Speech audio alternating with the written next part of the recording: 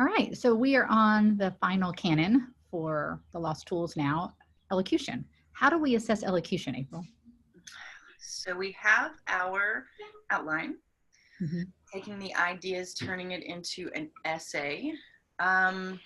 They have their student checklist, which is what my expectations are based on. Mm-hmm. And that is how I assess it. Are the proofs parallel? Is the thesis sentence one sentence with the three proofs, following it? Do they start the proof paragraphs with the first reason, the second reason, plus thesis? And the form for the last one, the recap conclusion is one sentence with because and the three proofs.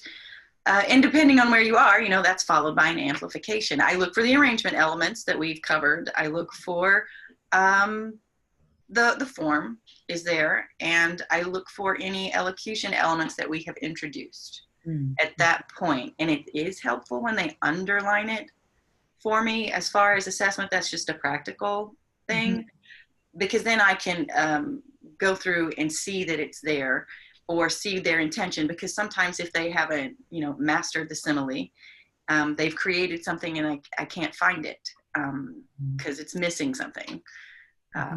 So I think that's the bare bones assessment. I think I'm not giving feedback and saying your proof 2 is weak or the subproofs don't support it. That's another example of something that comes from judgment. Takes practice over time. Thank you. Camille, would you like to add anything to that? Yes, I just remembered a man saying, my grandson is learning how to fall down. They say he's learning, my wife and his mother say that he's learning how to walk, but I say he's learning how to fall down. So they'll walk, they'll fall down, but just let them fall down and keep going. They will learn how to walk. So the assessment is just, are the pieces here? Are they in the right order? And then sometimes I'll say, if they put all the introduction parts in one paragraph, I'll say, we'll just split that. That's a giant paragraph. I can just split that in half. And then I do check after that for grammar, spelling, punctuation, and help them individually, personally, with each separate student to learn, a rule they don't know. And if several of them are missing the same thing, then I'll talk about it in class again. Yes. But they have to fix it, and then they're finished, and then it's accepted, it's complete. So we're back through that corrections loop. Yeah. Right. They write, rest, rewrite. Yep. Submit. Now you coach, assess, offer some corrections. They get the opportunity to rewrite. They resubmit. You as coach check it again. If everything was done that you asked this time, they would get an A. It's accepted. If not, what do you do?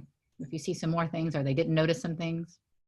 I say, good corrections, but you missed these, and you still need to fix these 3 things. And then send it back again, and then they'll fix 2. And then I'll say, good, you missed 1, and I send it back again. And then they fix that one. It's true. Yes. Sometimes that cycle is just because they missed that 1 or 2. So there's an extra cycle. So I don't know how to solve that. Students paying close attention to how many corrections they have. I would say a lot of students do three rounds of essay corrections in a week. Yeah. Yes. Absolutely. I think it's good to let them know that. Like, there's nothing wrong with them. There's nothing wrong with their writing. Right. That this is the process, and I'm right here with you, and we'll do this together. Yes, always available for questions or any kind of support or to provide clarity. I also think it might be important to mention, know the student. Yes. Know what their challenges are, what they're working on, so that you know what kind of kindnesses to show them. Sometimes that kindness looks more strict. This must be here on time.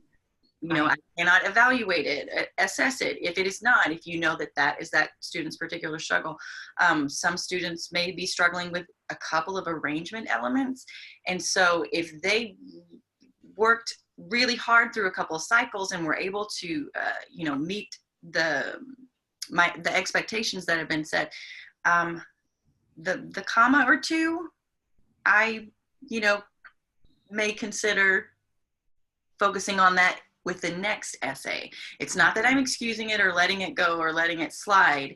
It's just that certainly all of us have come across students who are working very hard to understand and do their best. And I do not want to overwhelm that student or make them feel like they've been unsuccessful. I want to celebrate the things that they did well. That's my hope. I do that too. I mean, there's sometimes there'll be a particular student that I just won't ask that student to correct everything. Yeah.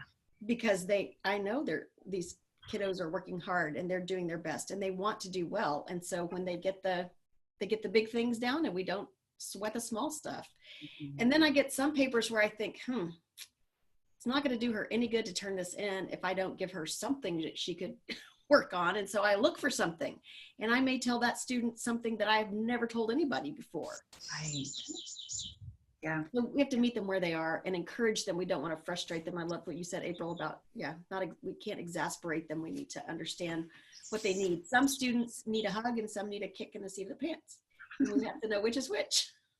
Andrew Kern taught us that in the apprenticeship when we are assessing ourselves as teachers, right? Oh.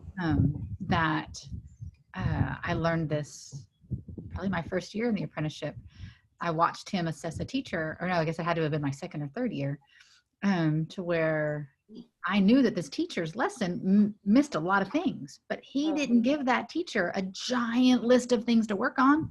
Right. That's not going to help that teacher, because as a human being, how many things can I work on at once? I can't work on 25 things, even though I missed 25 things. Right. And so our students are the same way. If I gave my students a list of 25 things that were disconnected and varied, that's going to be hard for them to attend to. But if I can look at their essay and see 3 kind of common things that are, what do you call it, Camille? Superior. What do you mean? Common like error? Superior, these ideas, if we get these ideas, it'll impact these other ones. Yes. Organizing principles. And so I'll try to focus on those, have them focus on those, like parallelism. Let's get that one. Right. An organizing principle to get all the schemes. A genus, yeah. A genus. So we want that. And so I'm going to instead, focus there with them. Right. Don't teach antithesis if they don't know parallelism. Right. I really struggle with antithesis. Yeah. Yeah. Right. I love that you bring up the apprenticeship and like that experience, because I had the same experience. I was watching and seeing like, oh, well, this isn't here. And it took me probably a year to realize the reasoning behind that. And it's very similar to what we're asking students to do. Over the period of 3 years, the class that I worked with, without someone nitpicking and tearing, every little thing I did wrong apart, or me tearing someone else's apart, by the end of 3 years, through practice and conversation, everyone grew. And we grew in an environment where we felt safe, where we didn't feel judged. So that actually is a really great analogy to think about, especially because, it's an experience we had as adults. I can definitely, I'll keep that in mind. And I do try to do that, but that just stood out to me. A culture of that Andrew gave us. Sorry. I'm sorry. I said a culture of encouragement. Yes. And with that, I remember there were times where somebody gave a really good lesson, like what you said earlier, Camille, that you'll come across an essay that you recognize. I'm going to say something to this student that I have never said before to a student, because we love somebody when we give them something to work on. Right. That's how Andrew would say that after we would see a teacher teach, and nobody would give that teacher anything to work on. We would say, oh, you did this well, and this well, and this well, and this well. And Andrew said, no, you don't love her until you give her something to work on. Yep. And so that was really helpful for me to realize that that is an act of loving my neighbor. Help them grow. It's fertilizer. Right. And loving my neighbor is not giving my neighbor 25 things either. Right. That's right. And what are you setting them up for? Really, I'll have to think about that, because I think that does the opposite of what we're trying to do. With Lost Tools, and just within our classrooms and in any learning environment. Yeah, we want to create hope. Hope in the future. It's been fruitful to talk about with y'all. I really appreciate it. Yes.